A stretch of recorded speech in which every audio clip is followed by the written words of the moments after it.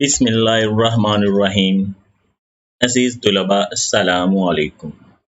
जैसा कि आप जानते हैं, कंप्यूटर साइंस 9 का यूनिट 2 हम पढ़ रहे हैं आजकल, और इस यूनिट का आज हमारे पास है लेक्चर नंबर 14। आज के लेक्चर में हम सीखेंगे कम्यूटेटिव लॉ क्या होता है, एसोसिएटिव लॉ क्या होता है, और मज़ीद हम देखेंगे कि इनको हम प्रूव साबित कैसे कर सकते हैं। तो आइए देखते हैं। सबसे पहले कम्यूटेटिव लॉ होता क्या है। जैसा कि आप इस पिक्चर में देख रहे हैं, आपके पास दो बास्केट्स हैं, दो अलग-अलग से पैकेट्स हैं। एक में 3 एप्पल्स हैं, एक में 2 एप्पल्स हैं। अगर 3 वाले एप्पल्स में आप 2 वाले भी शामिल कर दें तो क्या बनेगा? 5। अगर आप ऐसा नहीं करते, आप रिवर्स करते हैं, 2 वाले में 3 डाल देते हैं, तो तब क्या बनेगा? तब भी 5 ही बनेगा। मतलब क्या हुआ कि 3 में 2 ऐड करें या 2 में 3 ऐड करें, फ़र्क नहीं पड़ेगा, आंसर विल बी सेम। तो यही है कम्यूटेटिव लॉ कि order of application is not important. तरतीब जो है वो इम्पॉर्टेंट नहीं है। 3 को 2 में, 2 को 3 को, पहले इसको करें या पहले इसको करें, दोनों सूरतों में आंसर सेम रहेगा। तो कम्यूटेटिव लॉ हमें क्या बताता है? Commutative law states that the order of application of two separate propositions is not important. तरतीब अहम नहीं है। A dot B is equals to B dot A, या फिर आप यूं भी कह सकते हैं A plus B is equals to B plus A. अब इसको प्रूव कैसे करेंगे?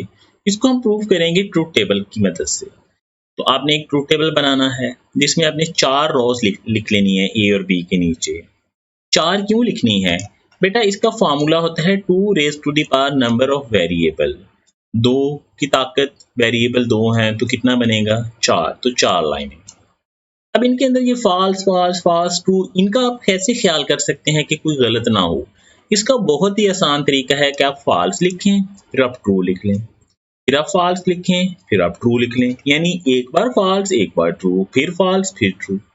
दूसरे खाने में आप क्या करेंगे? 2 फॉल्स और 2 ट्रू लिख लें, यानी 2 बार फॉल्स लिखें और 2 बार ट्रू लिखें। ए डॉट बी निकालना है और बी डॉट ए निकालना है। डॉट ऑपरेशन में अगर आपको याद हो, नहीं तो मैं रिमाइंड करवाता चलूं, हमने पढ़ा कि एक भी ट्रू फॉल्स आया तो आंसर फॉल्स आएगा, दोनों ट्रू हो तो आंसर ट्रू। तो जब दोनों फॉल्स हैं तो आंसर फॉल्स, एक फॉल्स है तब भी फॉल्स, दूसरा फॉल्स है तब भी फॉल्स, दोनों ट्रू हुए तो आंसर ट्रू। तो इसके बाद आप देखेंगे, चेक करेंगे कि ए डॉट बी और बी डॉट ए दोनों का आंसर सेम सेम आया है। ऑफ कोर्स सेम सेम आया है, तो अब लिख देंगे hence it is proved A dot B is equals to B dot A. Similarly इसी तरह से आप करेंगे A plus B is equals to B plus A. तो जब दोनों फॉल्स होंगे आंसर फॉल्स। और ऑपरेशन में प्लस वाले में क्या होता है? एक भी ट्रू हुआ तो आंसर ट्रू हो जाएगा।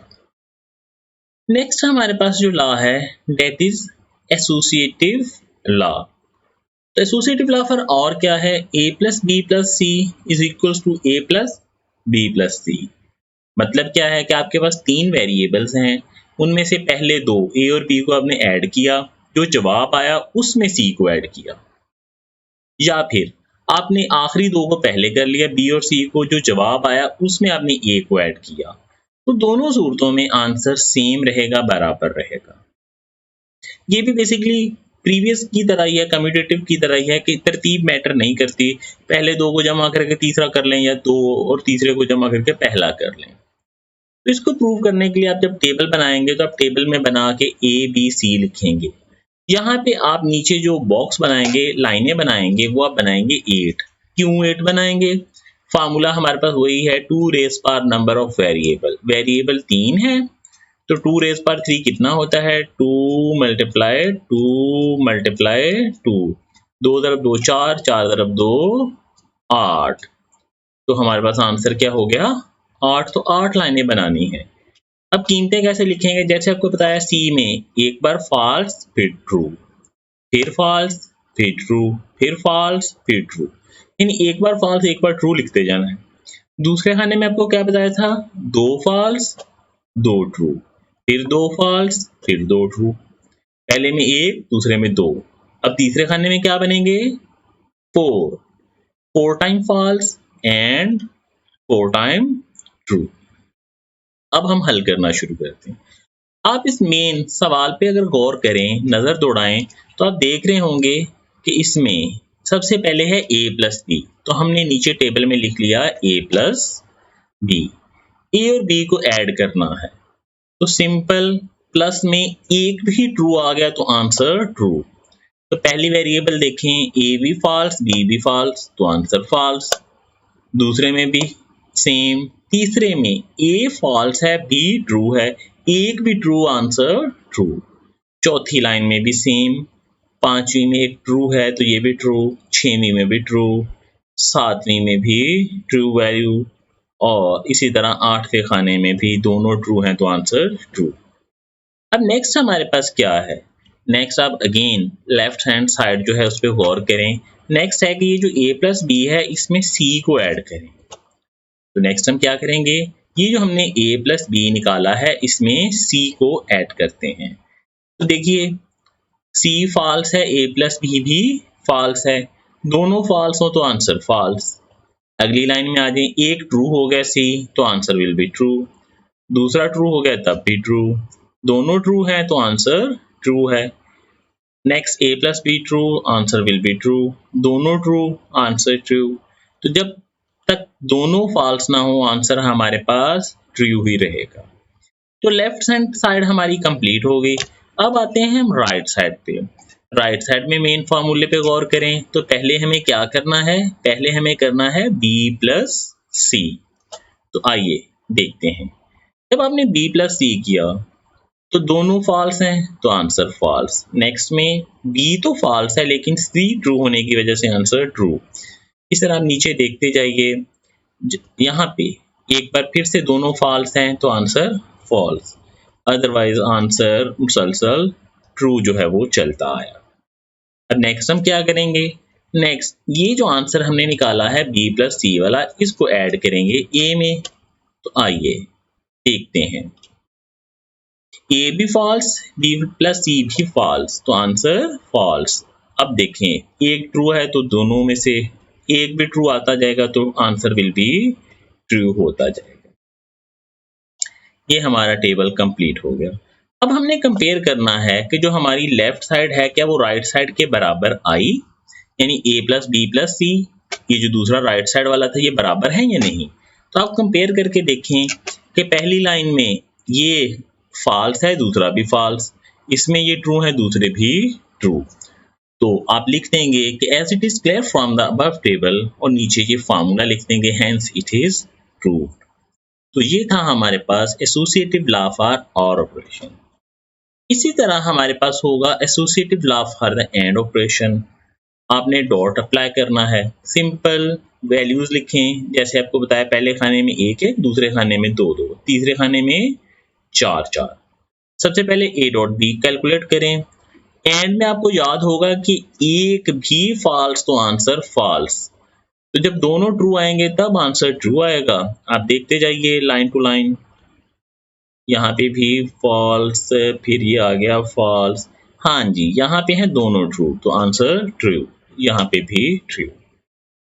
अब हमने क्या करना है जनाब, ये जो a डॉट बी है इसको c से एंड ऑपरेशन अप्लाई करना है। तो वही रोल कि जब दोनों ट्रू आएंगे तो आंसर ट्रू होगा।